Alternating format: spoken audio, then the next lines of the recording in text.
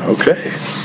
Hi, I'm Jim Bergeron, pastor of Holy Cross Lutheran Church in Houston, Texas. And this is Pentecost 7b, Mark 6, 14 to 29. A royal mess. Wow, what a gospel. Hard to call it good news. The only thing uplifting here is the grisly uplifting of John the Baptist's head off of his shoulders. John and Jesus' prior conflicts seem to be mostly with the religious leadership of the Jews. Jesus and John are wildly successful. They're gaining points, gathering crowds.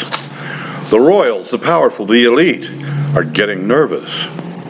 In this Markan text, which is Herod's flashback concerning his part in the death of John the Baptist, Jesus continues with his mission and ministry, which makes all of those in power extremely nervous.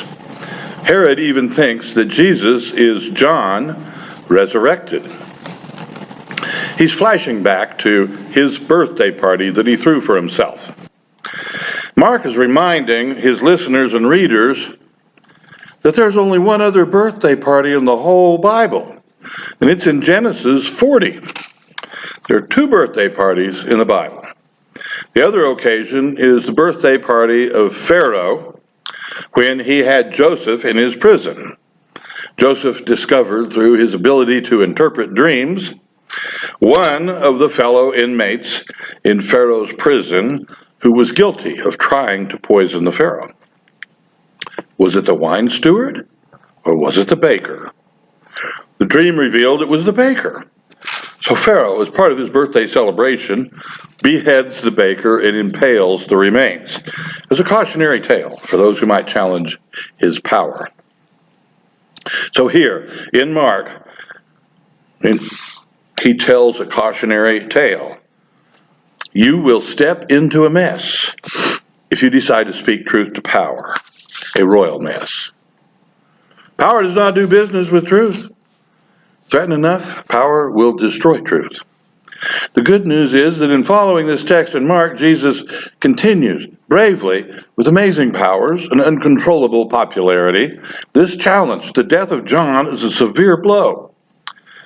Herod may, however, throw banquets for the privileged elite. Jesus throws banquets for thousands of the poor and persecuted. First, it's a royal family mess. 4 kings in the New Testament had the unfortunate name of Herod. Herod the Great was the guy who murdered the innocent children in Bethlehem, trying to kill Jesus before age 2. He had 10 wives and numerous children. His son, today's Herod, Antipas, ruled 43 years. He was a shrewd and pitiless hedonist who spent impoverishing amounts of tax money on lavish architectural projects, which included building the whole city, Tiberias, and finishing renovation of the temple which his father started.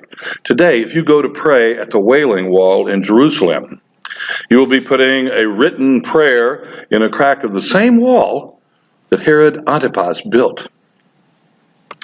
His second wife, Herodias, was originally married to his half-brother named Herod Philip. She was the daughter of another one of his half-brothers who had been murdered by their father, Herod the Great. Tough family, huh?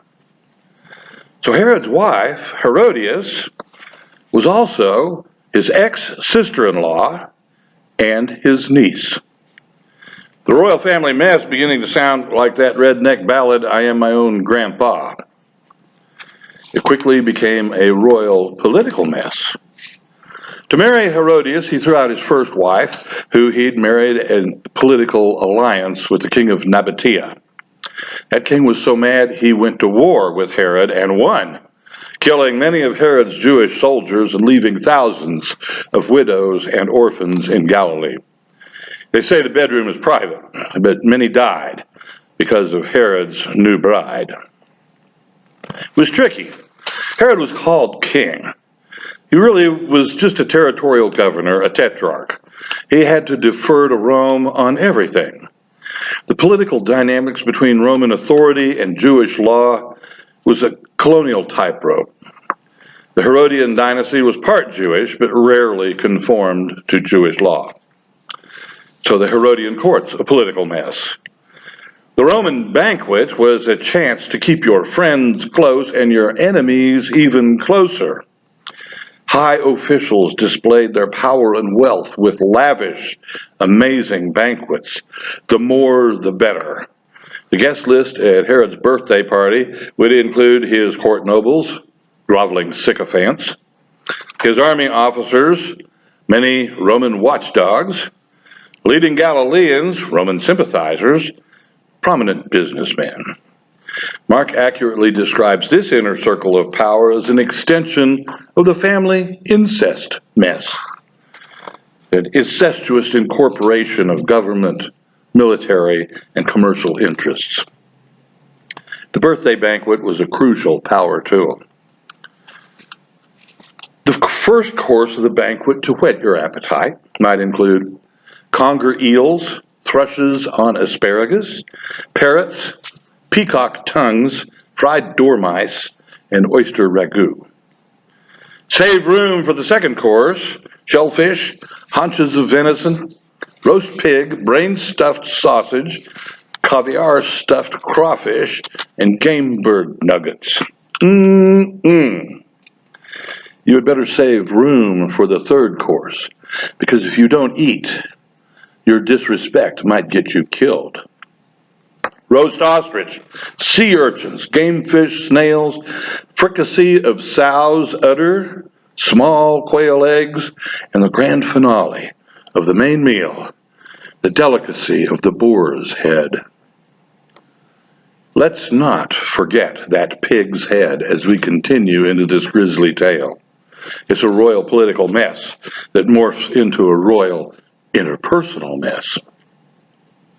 Entertainment, along with gallons of wine, usually spiked with opiates and hallucinogens, served by naked waitstaff featuring music, choir, drama, acrobats, gladiatorial fights, trained animals like leopards, lions, hyenas, and of course, dancers, lascivious, erotic dancers.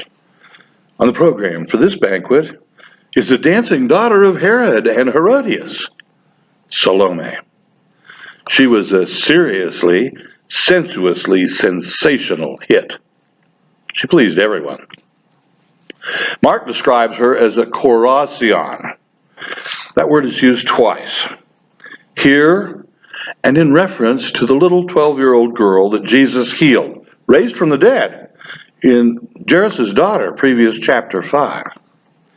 It would be fair to say that these young ladies ran in different circles. It becomes a royal interpersonal mess.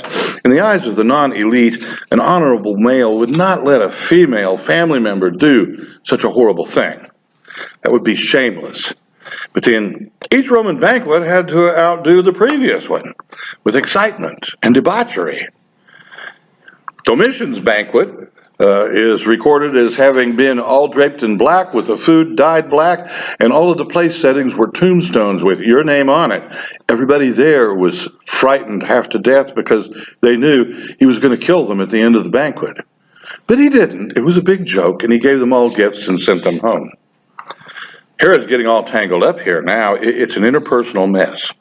Herod could teach graduate courses in how to alienate your wife. Totally insensitive. Herodias, his wife, is already enraged with him after all the bad things that John the Baptist had said about her and Herod and their relationship, and Herod's hiding him out in protective custody in the dungeon.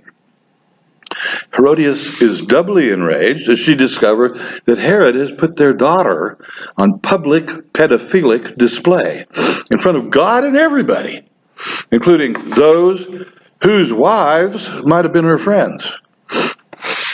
Herodias is triply enraged when she finds out that Herod has promised half of his kingdom to her daughter.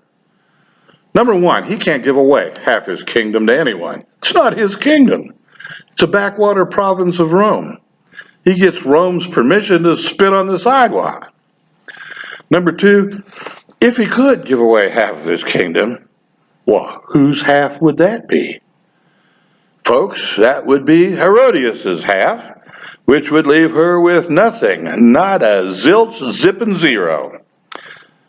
She is quadruply enraged as she realizes that she has been replaced in her husband's life by her daughter. It's kind of a case of you lose them the same way you got them. The buzzards have come home to roost. Herod promises little Salome anything. She goes to her mother for advice. At this point, it's an irredeemable mess, and Herodias resignedly tells her daughter, just ask Herod for the head of John the Baptist. Simple request. Capital punishment in the morning after the party's cleared out. One less noisy prophet in her hair, simple and quiet. Salome does not ask for that. She embellishes. Her embellishment of her mother's request suggestion makes this a royal spiritual mess. The simple request for a quiet next day execution and a halt to all of this falderall becomes this. Right now, right here, I want the head of John the Baptist on a platter. Right now, in this place, on a platter. The boar's head served as the third and final course of this terrible birthday banquet. John's head would be a terrifying, brazen display of evil power. They all witnessed this oath. It was a public contract that stepped outside the bounds of human behavior. Herod would comply or he'd be ruined. This horrifically evil scene has now escalated into the primitive ritual of blood sacrifice, the oldest, most universal, pitiful act of piety. The offerings of humans and animals goes back tens of thousands of years. When we say, well, I cut a deal today, we unconsciously echo our ancestors' custom of cutting the throat of our animal victim to seal a contract with the holy blood of life, with God as witness. Herod sacrificing John, his prophet, God's prophet, it's an act of deepest blasphemy. The priests and the god were both defined by their acts of ritual killing. In 2 Kings 23, King Josiah reformed the whole Jewish faith by eradicating human sacrifices in the kingdom. And now it looks like Salome is helping her father, Herod, bring it back in style again. In Judges 11, Jephthah vows to sacrifice the first creature that comes out of his house if he comes home with a victory against the Ammonites. His only child, a daughter, greets him. Idomeneus, in Greek mythology, returning from his victory in Troy, receives safe passage from Poseidon through a storm at sea with a vow that ends up involving the sacrifice of his son. Herod Antipas proved to be a spiritually messy throwback to a terrible historical time where human sacrifice was part of the power to political promotion. I'm sorry, this isn't the best news in the world, but I believe that this passage has been offered for our perusal to point out that forgetting history can result in repeating history. They said, wow, it was the best party they'd ever been to. We see it and go, wow, this is a bad party, and we should never forget it. Doing the work that Christ calls us to will stir the soul and spirit of Herod's messy kingdom. The empire does not like to be challenged. Evil will respond with fear and anger. But light and love will eventually win the day. The reality is stark. The struggle is intense. The stakes are high. The shadow of the cross leads to real sacrifice of freedom and victory. So 2,000 years later, we consider the royal messes of history, the Herods, the Caesars, Stalins and Maos, with pity and with prayer. But the servant lives of John the Baptist and Jesus Christ continue through us in our faith, devotion, and courage. Amen.